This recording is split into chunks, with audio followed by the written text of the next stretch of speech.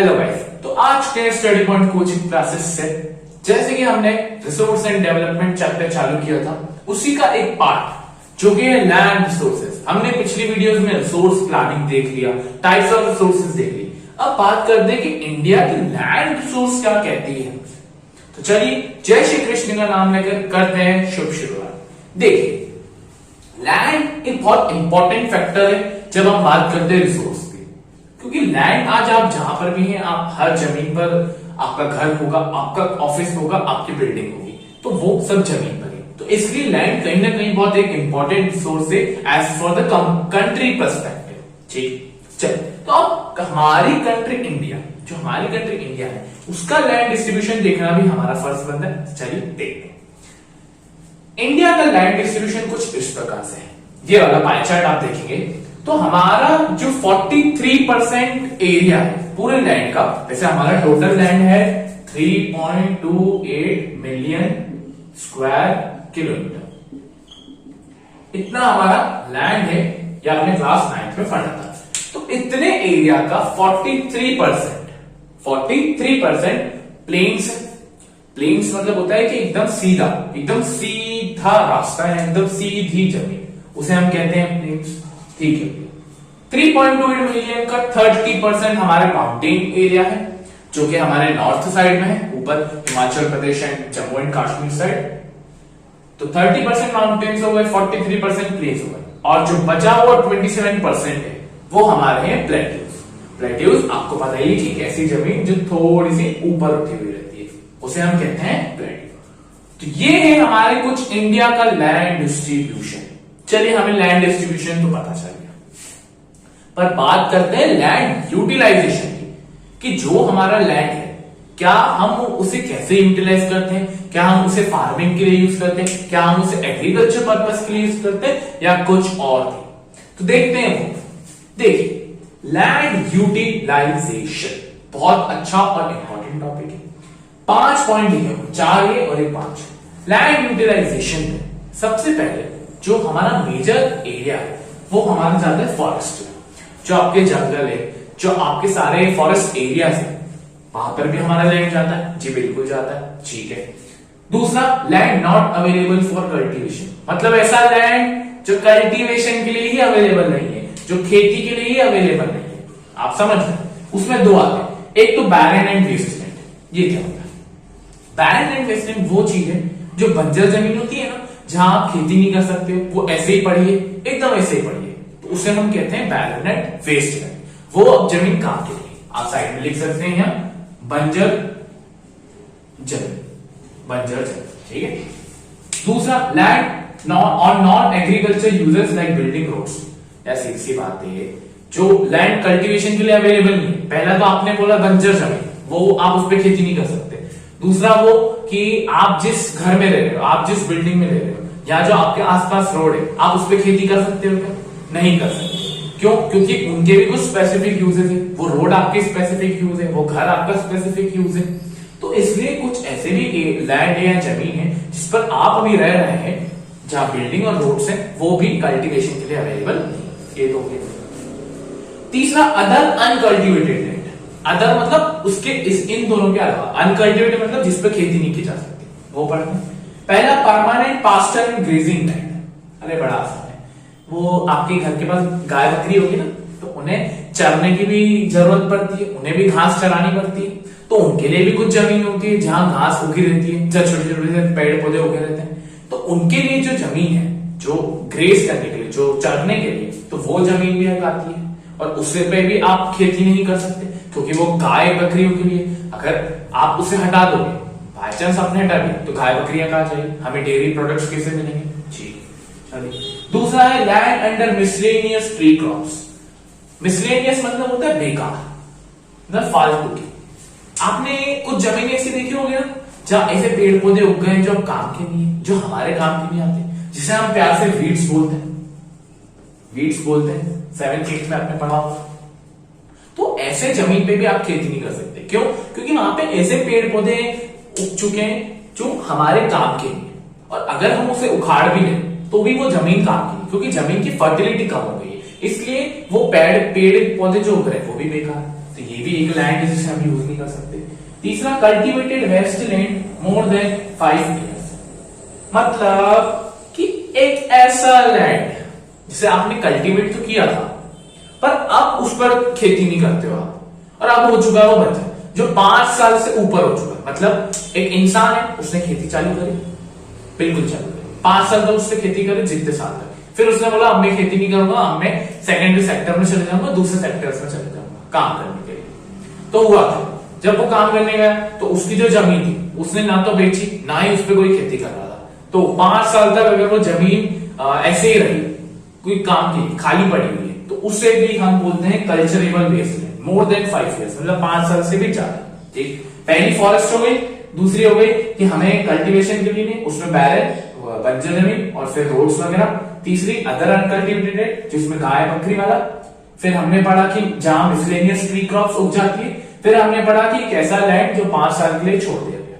ठीक है, आगे फैलो लैंड। फैलो लैंड भी कहीं ना कहीं एक बेकार लैंड की कैटेगरी में आता है। तो उसमें लिखा है current fallow and other than fallow. ध्यान से आपने पढ़ लिया कि कल्चरेबल वेस्टलैंड होता है जिसे 5 साल के बाद छोड़ दो, वैसे ही करंट फैलो होता है। करंट फैलो मतलब एक ऐसी जमीन जिसपे आप 1 साल हो चुका है, 1 साल के अंदर या 1 साल के अंदर या 1 साल तक आप उस पर खेती नहीं कर रहे हो, बिल्कुल नहीं कर रहे हो, तो उसे हम कहते हैं करंट फैलो।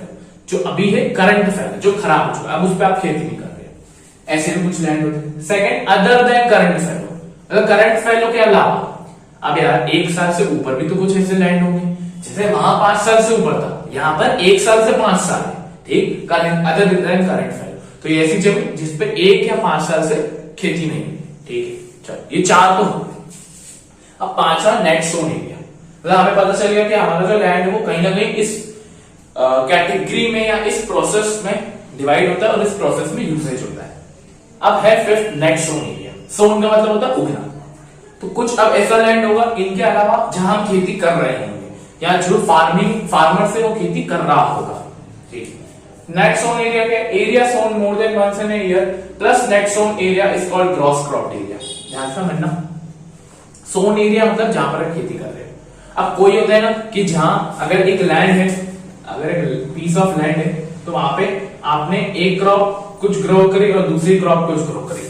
तो अगर area sown more than once in a year, मतलब 1 साल से ज्यादा आपने सोन किया, मतलब एरिया ऐसा है जो 1 साल के बाद भी आप यूज कर रहे हो, उसे उगा रहे हो, उस पर खेती कर रहे हो, और plus net sown area. Net sown area मतलब नेट काट पीट कर सारा जो एरिया बचता है वो is called gross crop area.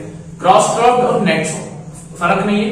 Net क्या होता है, काट पीट के, मतलब काट पीट के बोलूं कि आपने कुछ लैंड पे करी कुछ लैंड पे नहीं करी, वो सब काट पीट के हो जाएगा। और ग्रॉस बोलूं तो ग्रॉस मतलब पूरा इकट्ठा, टोटल। तो इन दोनों को जब हम नेट सोन एरिया और ग्रॉस क्रॉप एरिया दोनों को ऐड कर देते तो हमारा नेट सोन एरिया बन जाता है। ठीक है, तो इस टोटल को अगर मैं एक एरिया को नेट सोन में प्लस कर दूं तो मेरा पूरा ग्रॉस बन जाता है, ये कहना चाहता है। ठीक है, ये है हमारा टॉपिक पूरा लैंड यूटिलाइजेशन का। आपके पेज नंबर 5 पर ये चीज दी हुई है ज्योग्राफी की बुक में। अब मेरी आपसे विनती है, एक रिक्वेस्ट है कि आपके पेज नंबर 6 पर आपको एक चीज है जो कि है पाई चार्ट। सबकी बुक में है पाई चार्ट ज्योग्राफी में, तो आप एक बार इसे रिव्यू करिए। उसमें 2 साल का कंपैरिजन दिया हुआ है इनके बीच में कि फॉरेस्ट कब बढ़े, कैसे हुए, कितने से कितना बढ़ा, वैसे ही सब में दिया हुआ है। तो आप उसे एक बार रीड करेंगे तो आपके लिए बेहतर रहेगा। लैंड डिग्रेडेशन क्या मतलब होता है, ये टर्म आपने सुनी होगी अपने पिछली क्लासेस में। तो the decrease in the quality of land due to human and natural activities which makes it unfit for cultivation is called land degradation। कि ऐसी एक्टिविटीज, ऐसी ह्यूमन एक्टिविटीज या नेचुरल एक्टिविटीज, नेचुरल मतलब प्राकृतिक एक्टिविटीज, जिससे land की जो fertility है, जिससे लैंड की जो उपजाऊ गति है वो कम हो रही है, और उससे हो क्या रहा है, फार्मिंग या एग्रीकल्चर बहुत डिफिकल्ट हो रहा है। ठीक, उसे ही कहते हैं लैंड डिग्रेडेशन।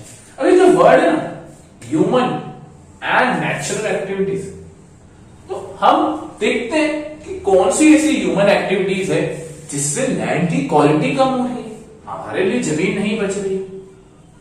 पहले कॉजेस का मतलब वही है कि लैंड कौन सी human activity, over grazing. Over grazing मतलब अपनी गायों को ज्यादा चरा देते हैं। अब सर इससे क्या होगा? सर इससे ये होगा कि जब आप गाय को ज्यादा चराएंगे तो वो पत्ते तो खा लेंगे, पर अगर और भी ज्यादा चराओगे तो वो जब पत्ते खाएगी ना तो वो सॉइल की जो मिट्टी है वो भी उठा लेगी। इससे लैंड की फर्टिलिटी कम होती है, क्योंकि लैंड की जो नीचे की टॉप लेयर है ना वो वॉश हो जाएगी, मतलब वो हट जाएगी पूरी। तो इस वजह से ये होता है, और ये मेनली गुजरात, एमपी और महाराष्ट्र में देखा जाता है। दूसरा ओवर इरिगेशन, ज्यादा पानी दे दिया, जितना देना चाहिए उससे ज्यादा दे दिया, उससे क्या होगा? वाटर लॉगिंग हो जाएगी। वाटर लॉगिंग मतलब जो पानी है वो फंसते जाएगा, मतलब और ज्यादा पानी तो गड्ढे बनते हुए जाएंगे, खेती के अंदर गड्ढे बनते हुए जाएंगे ज्यादा पानी देने से। तीसरा waste from industries, land and water pollution. बड़ा बेसिक पॉइंट है, बचपन से सुनते आ रहे हो कि जो इंडस्ट्रीज से वेस्ट आता है, जो इंडस्ट्री से वेस्ट आता है उससे लैंड पॉल्यूशन होता है और उससे वाटर पॉल्यूशन भी होता है, तो ये भी एक पॉइंट। Fourth, deforestation. अब सर पेड़ों को अगर काटेंगे तो कहीं ना कहीं हमें और जमीन मिलेगी? नहीं, पेड़ों को अगर काटोगे तो उससे इकोलॉजिकल बैलेंस खराब होगा। इकोलॉजिकल मतलब बैलेंस की प्राकृतिक, जो मतलब प्रकृति के कुछ नियम होते हैं कि कुछ पेड़ पौधे ऐसे होते हैं जो हमें ऑक्सीजन देते हैं, तो ऑक्सीजन की सप्लाई कम हो जाएगी, तो इस कारण से हम डिफॉरेस्टेशन को अच्छा नहीं मान सकते। Fifth, mining, processing, restrict infiltration of water. ये अच्छा होता है। क्या होता है, कुछ ऐसी इंडस्ट्रीज होती है ना जो माइनिंग करती है, जो गड्ढे खोदती है, तो उससे क्या होता है जब वो खोदते हैं, जैसे आपने सुना होगा लाइमस्टोन और उसकी कैल्शियम की लाइमस्टोन और डायमंड, कैल्शियम, ये कुछ एग्जांपल होते हैं जिन्हें हम खोद के निकालते हैं, जिन्हें हम डिगिंग करते हैं। तो जब ये करते हैं तो उससे क्या होता है, धूल मिट्टी बहुत निकलती है। अभी जब धूल मिट्टी निकलती है या डस्ट पार्टिकल्स निकलते हैं, तो ये डस्ट पार्टिकल्स जब हवा में मिक्सचर होकर लैंड पे सेटल हो जाते हैं, कि पार्टिकल्स नीचे हो जाएंगे, मतलब वो जब जमीन पे आ जाते हैं, मान लो ये जमीन है, इसके ऊपर ये कुछ पार्टिकल्स आ गए, तो जब क्या किसी फार्मर ने उसके ऊपर पानी दिया, वो पानी डालेगा या बारिश भी होगी, तो ये जो पानी होगा ना, ये पानी उसके अंदर नहीं जा पाएगा, जमीन के अंदर नहीं जा पाएगा। क्यों नहीं जा पाएगा? क्योंकि उसके ऊपर एक डस्ट की लेयर बन चुकी है, डस्ट की लेयर आ चुकी है। तो जब ये लेयर आ गई तो अंदर पानी नहीं जा रहा, तो मतलब क्या होगा कि लैंड को अच्छा पानी नहीं मिल रहा है, पानी नहीं मिल रहा है तो उसकी फर्टिलिटी कम होगी। तो इसलिए रिस्ट्रिक्ट इन्फिल्ट्रेशन ऑफ वाटर, मतलब वाटर को रोक देता है जो डस्ट पार्टिकल है, तो ये अच्छा पॉइंट है। तो ये 5 रीजन, और भी रीजन हो सकते हैं, आप देख सकते हैं, पर ये बेसिक 5 रीजन की वजह से हमारे लैंड की क्वालिटी डिक्रीज होगी है। अब अगर प्रॉब्लम है तो सॉल्यूशन भी होगा, बिल्कुल। तो ये कुछ सॉल्यूशन के मेजर्स है, आपको बोर्ड में थोड़ा सा रिफ्लेक्शन आ रहा होगा, पर थोड़ा सा हल्का हल्का। तो सॉल्यूशन है, डिफॉरेस्टेशन को एफॉरेस्टेशन फॉर्मूला सॉल्यूशन है, मतलब आप और ज्यादा से ज्यादा पेड़ उगाइए ताकि इकोलॉजिकल बैलेंस बना रहे। दूसरा, प्रॉपर मैनेजमेंट ऑफ ग्रेजिंग, मतलब अगर आपको गाय को चराना भी है तो ना तो ज्यादा चराइए, और चराइए तो एकदम लिमिटेड क्वांटिटी में चराइए। Proper disposal and discharge of industrial waste, मतलब जो भी इंडस्ट्री से वेस्ट आ रहा है जिससे पॉल्यूशन हो रहा था, उसका आप प्रॉपर मैनेजमेंट करिए ताकि वो वेस्ट वाटर और लैंड के साथ खराब ना हो सके। माइनिंग एक्टिविटीज का मैनेजमेंट करिए, क्योंकि ज्यादा से ज्यादा माइनिंग क्या होगा कि आपकी लैंड की फर्टिलिटी कम होगी और कल्टीवेशन करने में दिक्कत आएगी। तो ये था आज का topic, land degradation. Thank you for watching this video. अब मिलते हैं हम आपको नेक्स्ट वीडियो। Thank you.